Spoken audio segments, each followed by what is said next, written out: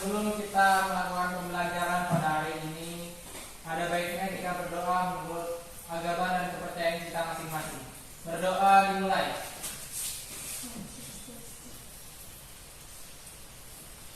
Berdoa selesai. Alhamdulillah, terima kasih ya kepada ketua kelas. Semoga kegiatan kali ini berjalan dengan lancar. Baik, langsung saja.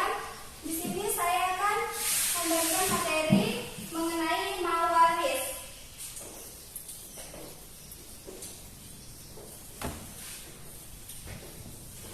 Sebelumnya saya ingin bertanya kepada adik-adik sekalian. Adik-adik, ada yang pernah mendengar apa itu mawaris? Belum. Masa belum? Belum. Dalam keseharian kalian, pasti kalian pernah mendengar itu. Apa itu mawaris? Sudah pernah dengar tapi tidak tahu apa itu. Kalau yang terbayang dalam benak kalian mawaris itu seperti apa? Ayo, dikembangkan pola pikirnya supaya terbiasa untuk berpikir. Silahkan. Ayo, siapa yang ingin? Siapa yang ingin memberikan suara? Jangan malu untuk bersuara ya, karena suatu saat kalian mungkin akan menjadi seperti saya. Kalau kalian berminat menjadi guru, kalian harus pintar untuk bicara. Ya.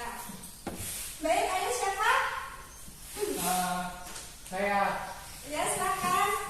mawaris biasa disebut juga harta warisan. Ya, ada yang lain? Bagus ya. Siapa? Lihat. Atau nenek? Baik, karena tidak ada yang mau memberi jawaban. Tadi sudah benar ya yang dikatakan temannya. Jadi, mawaris itu merupakan serangkaian pengalihan harta dari seseorang yang sudah meninggal dunia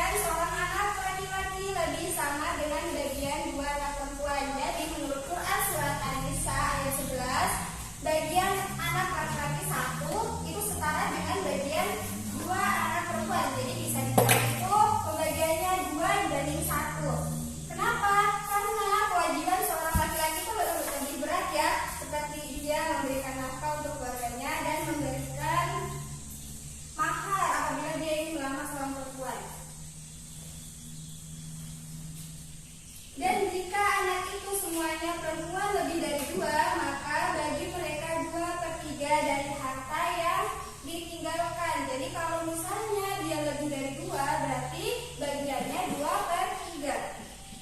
Jika anak perempuan itu seorang saja, maka memperoleh separuh harta. Dan untuk 2 orang ibu bapak, bagian masing-masing 1/6. Jadi bapaknya sama mamanya dapatnya 1/6. Lalu poin selanjutnya itu, siapa saja sih orang-orang yang berhak menerima warisan itu? Orang-orang yang berhak menerima warisan ada 3 kelompok.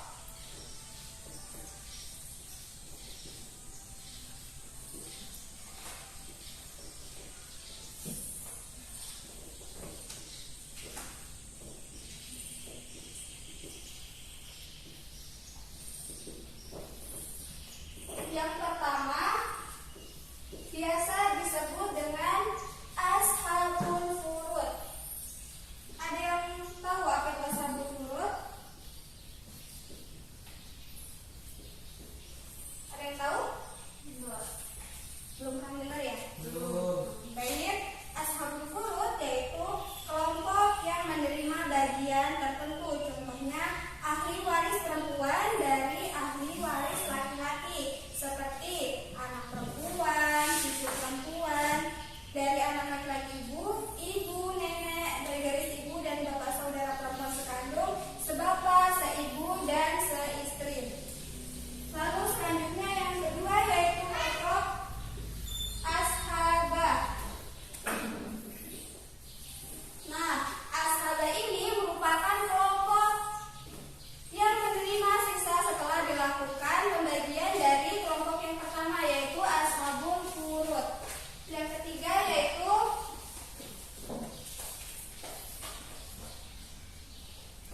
zawi al-arham.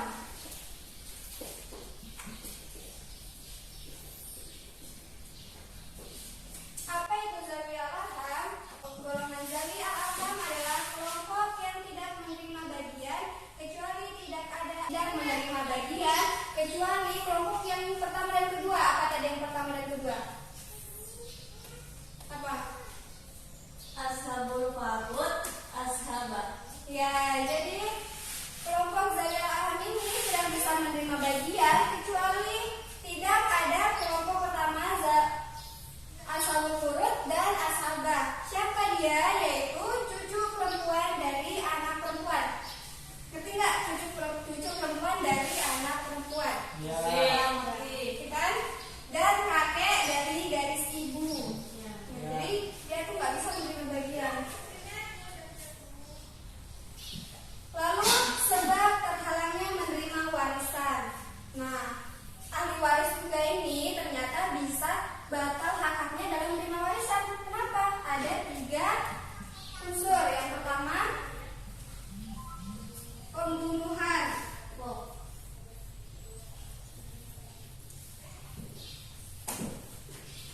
Apabila seseorang ahli waris melakukan pembunuhan terhadap sang pewaris tadi, misalnya anak membunuh ayahnya, berarti hilanglah haknya dia adalah menerima warisan tadi ya. Lalu yang kedua, perbudakan.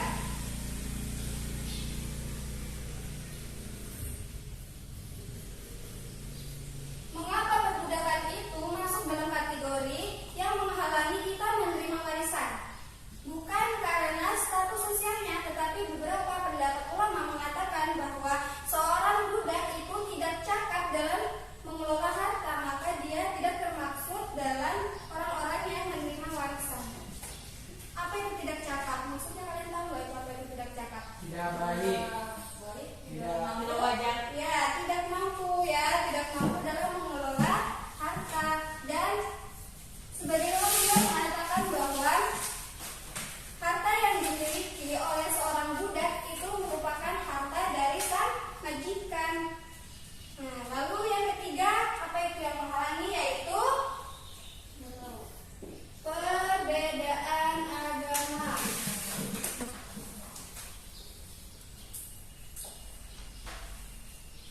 Jadi, seseorang yang muslim tidak bisa mewariskan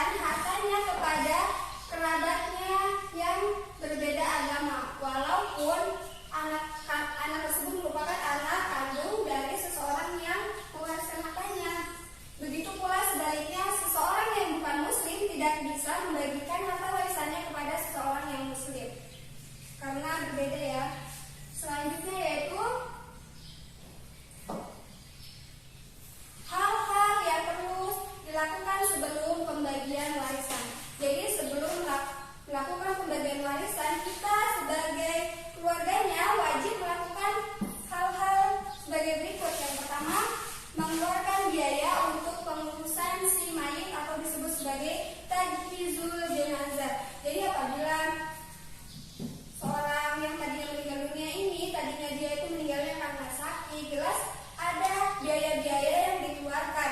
Jadi biaya-biaya yang dikeluarkan tadi diambil dari harta waris ya sebelum dibagi. Yang kedua yaitu melunasi hutang si mayit. Dalam hal ini, apabila harta yang ditinggalkan tidak cukup, maka keluarganya tidak berkewajiban untuk membayar. Makanya di Indonesia itu sebelum pemakaman pasti kalian pernah mendengar, siapa yang mempunyai hutang tolong diikhlaskan. Pernah mendengar gitu? Nah, Ya. Karena Rasulullah SAW tidak pernah menganggap remeh tentang hutang ini ya. Karena dalam masa Rasulullah tidak mau menyewati seseorang yang tidak mau melunasi hutangnya. Jadi kita tuh tidak boleh berhutang apabila kita tidak yakin mampu untuk melunasinya. Karena persoalan hutang ini bukan persoalan yang sederhana. Lalu selanjutnya melaksanakan wasiat si mayit jika ada. Biasanya kan ada yang bikin wasiat ya. Kalian tahu apa itu wasiat? Apa? Apa? Pepatah. Pepatah. Lalu ada lagi wasiat. Ada yang tahu? Pesan. Yang laki-laki ini bicara dong. Ayo apa? Wasiat itu apa? Tahu nggak? Siapa namanya ini? Fani ya? Kita Apa itu Janji. wasiat? janji. Jadi wasiat adalah pesan yang ditinggalkan oleh almarhum dalam urusan mawaris. Pewasiat hanya boleh mewasiatkan sepertiga dari hartanya. Nah, ada yang mau bertanya nggak? saya Pak, Ya silakan. kalau misalnya yang diwariskan itu lebih dari sepertiga lalu bagaimana? Nah, ini teman kalian ada yang bertanya ya. Kalau misalnya yang diwariskan itu lebih dari sepertiga itu bagaimana? Nah, kan kalian sebagai keluarga